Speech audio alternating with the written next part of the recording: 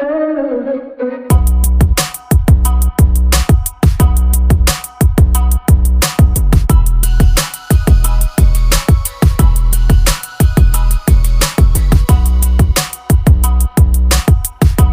Everyone, कैसे हैं आप लोग। आई होप आप सब लोग बहुत अच्छे होंगे। क्या मम्मी? कल हम लोग जा रहे हैं, सुन लो आप, 4 बजे सुबह मतंगेश्वर मंदिर जा रहे हैं। मेरी साड़ी का पल्लू पिन निकल आएगी। हे गाइस, सो हम लोग बस रेडी हो गए हैं। शाम के बज रहे हैं 8 और हम लोग जाने वाले हैं डांस फेस्टिवल में। आज का ही टाइम है, आज 25 फेब है। वैसे तो 26 फेब तक की रहता है डांस फेस्टिवल, बट कल महाशिवरात्रि है, मतलब 26 को महाशिवरात्रि है। तो फिर कल हम लोग को भोलेनाथ के स्वागत में और उनकी बारात में हम लोग को जाना पड़ेगा। तो इसी वजह से हमने सोचा आज film festival, sorry dance festival चलते हैं। और अभी एक दिन ही गए थे तो ढंग से गए भी नहीं थे, आपको पता भी है। उस दिन से देर हो रही थी तो ढंग से घूमा तक नहीं था, मैंने स्टॉल भी नहीं देखे थे। तो बस वहीं हम लोग जाने के लिए तैयार हो गए हैं। मैं, स्मोली और दोनों बच्चे जा रहे हैं और वहीं, और सौरभ है साथ में। और वहीं पे हम लोग को शोभित भैया ज्वाइन कर लेंगे क्योंकि वो कुछ काम की वजह से बाहर थे। और आपको पता होगा, मैंने वैसे जो लोग इंस्टाग्राम पे मुझे फॉलो किए हुए हैं, इंस्टाग्राम पे मैंने ऑलरेडी इसका रील शेयर कर दिया है डांस फेस्टिवल का। तो अगर आपने मुझे इंस्टाग्राम पे फॉलो नहीं किया तो फॉलो कर सकते हैं। मेरा इंस्टाग्राम हैंडल है singlesonal.9। वैसे मैं डिस्क्रिप्शन में भी मेंशन कर दूंगी, तो आप जा करके चेकआउट कर सकते हैं। तो आपको पता है आज ना इतना ज़्यादा ट्रैफिक और इतना ज़्यादा रश था वहाँ पर। रीज़न यही था कि कल मोस्टली लोग नहीं जाएंगे, शिव जी की बारात में रहेंगे। दूसरा रीज़न ये भी है कि बागेश्वर धाम खजुराहो से आधे किलोमीटर की दूरी पे है। तो बागेश्वर धाम में ना कल शिवरात्रि वाले दिन ही वहाँ पर 251, शायद 251, हाँ, विवाह होने वाले हैं, शादियाँ होने वाली हैं। तो बाहर से भी कई लोग आए हुए हैं।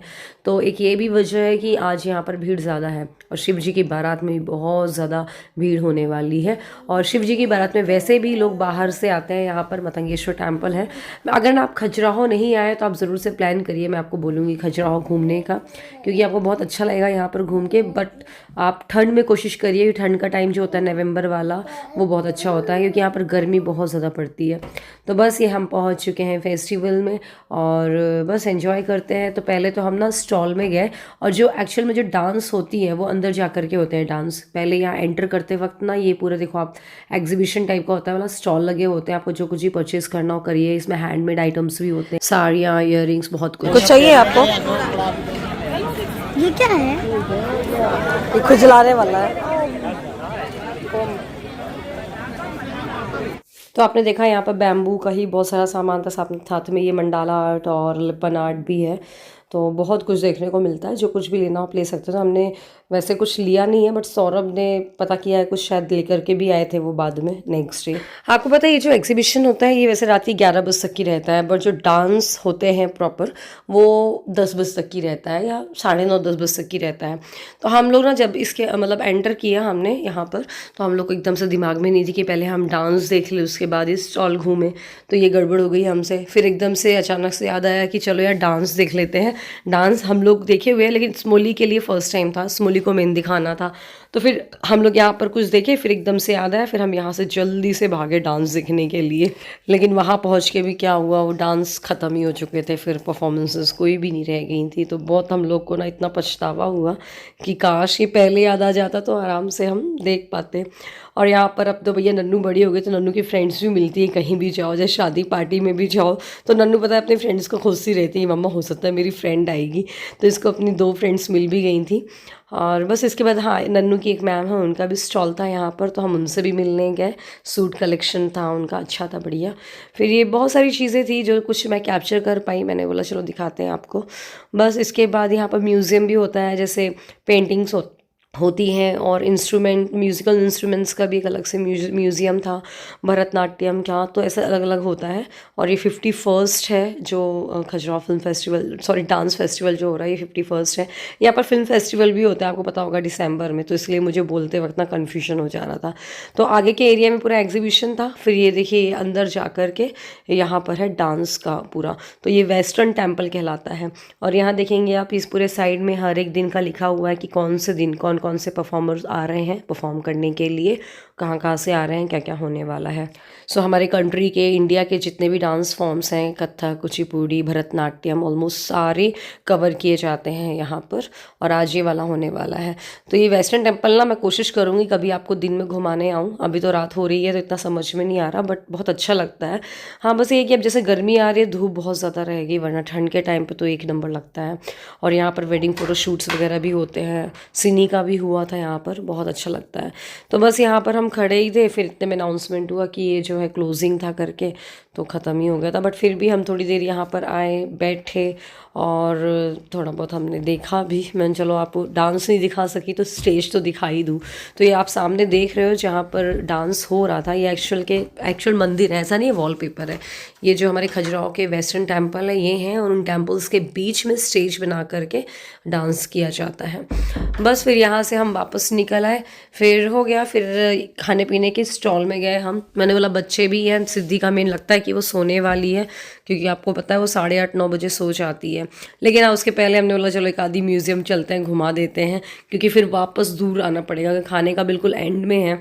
तो आप कभी भी अगर ना खजुराहो का प्लान करें तो मैं आपको ये बोलूँगी, ठंड हो, जैसे फ़ैब वाला मंथ बहुत अच्छा है। फ़ैब में अगर आप ना ये 20 से 26 फ़ैब के बीच में अगर प्लान करेंगे ना, तो आपको ये डांस फेस्टिवल भी देखने को मिल जाएगा, बहुत फेमस है ये, और साथ में मौसम भी अच्छा है और आप घूम भी पाओगे। और बस इसके बाद ये देखिए म्यूज़िकल इंस्ट्रूमेंट्स यहाँ पर सारे रखे हुए थे तरह तरह के। तो बच्चे पूछ रहे थे तो उन्हें हम आंसर कर रहे थे कौन सा क्या कहलाता है। कुछ तो हमें भी नहीं पता था, तो वहाँ लिखे हुए थे, उनको पढ़ के बता रहे थे।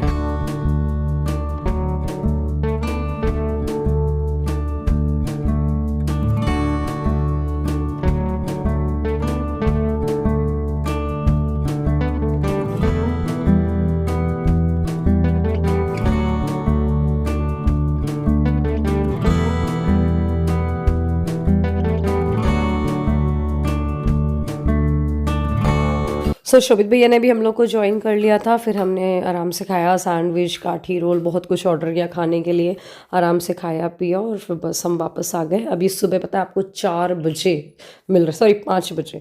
मैंने, मम्मी ने और स्मूली ने डिसाइड कर रखा था कि सुबह आज चलेंगे जल चढ़ाने के लिए मतंगेश्वर जी को। आज महाशिवरात्रि, और शिवरात्रि के दिन बहुत ज़्यादा भीड़ रहती है, मतलब लोग वहाँ पर रात को 12-1 बजे से लग जाते हैं लाइन पे, बाहर से आ जाते हैं लोग, तब जा कर के जल चढ़ाने को मिलता है। तो हम भी फिर 5 बजे, 4:30 बजे उठे, जल्दी से नहाया धोया और 5 बजे निकल चुके हैं। सौरभ के पास बच्चे हैं दोनों, तो इसलिए कोई टेंशन नहीं है। अब सिद्धि बड़ी हो गई है ना, तो इसीलिए इस बार गए हैं।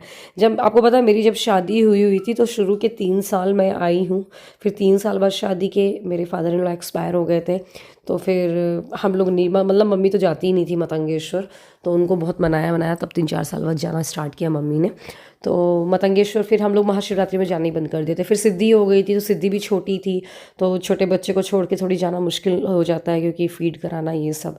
तो बट अब सिद्धि थोड़ी बड़ी हो गई है, स्मोली भी आ गई थी, तो हम लोग ने डिसाइड किया चलो चलेंगे करके। और यहाँ आए तो हमारी मोनू चाची और बहुत सारी चाचियाँ मिल गई थी। फिर यहाँ पर सबसे पहले हमने बेलपत्र वगैरह खरीदी। वैसे तो मम्मी पूरी तैयारी कर ली थी पूजा की, फूल वूल सब रख लिए थे, बेलपत्र, वो बेर जो होते हैं ना वो भी।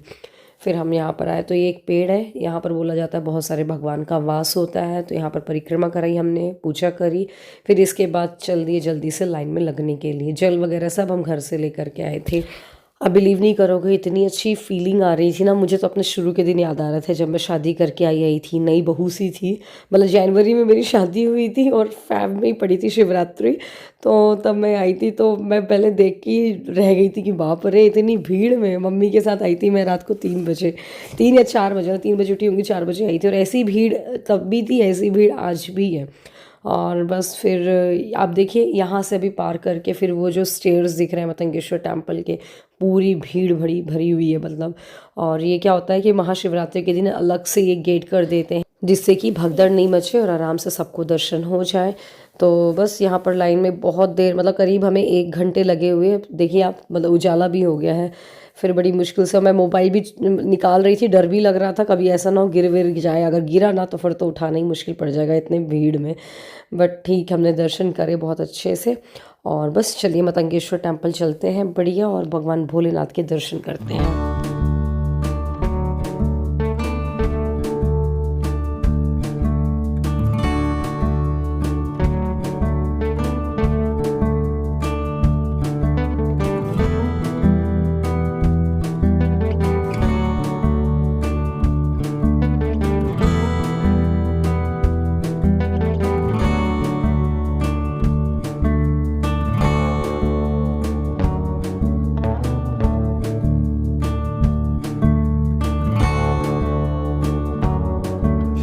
तो ये मतंगेश्वर मंदिर के बाजू में आप देखोगे ये पूरा वेस्टर्न टेम्पल है जहाँ पर हम कल आए थे ना, जहाँ पर डांस हो रहा था, तो बहुत अच्छा लग रहा था। और ये अर्ली मॉर्निंग का व्यू तो बहुत ही शानदार था, कैप्चर करने लायक था। बस अंदर दिया नहीं प्रज्वलित करने देते हैं, तो हम ये बाहर अर्पण कर रहे थे भगवान को, आरती कर रहे थे उनकी।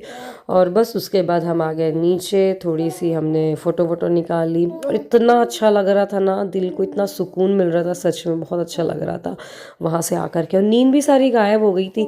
पहले हमने डिसाइड किया था कि हो सकता है ना अपन को नींद आए, बट कुछ भी नहीं, नींद सब गायब हो गई थी। और जबकि रात को भी हम बहुत लेट हो गए थे सोने के लिए।